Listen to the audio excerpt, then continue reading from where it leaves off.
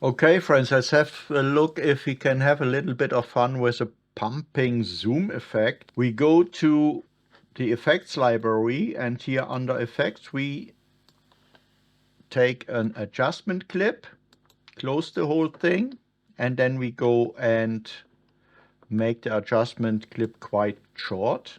Go and open the inspector with the adjustment clip selected, and here we activate the dynamic zoom.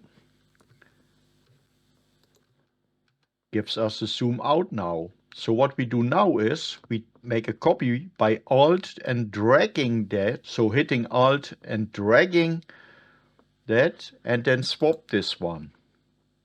And now we have a zoom out, zoom in.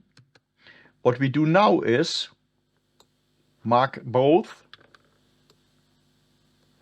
Alt drag, so we copy them again,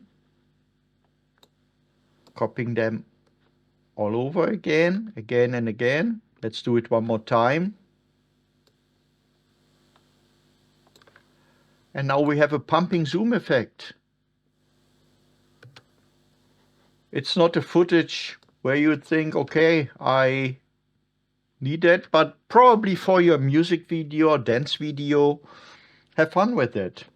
Goodbye.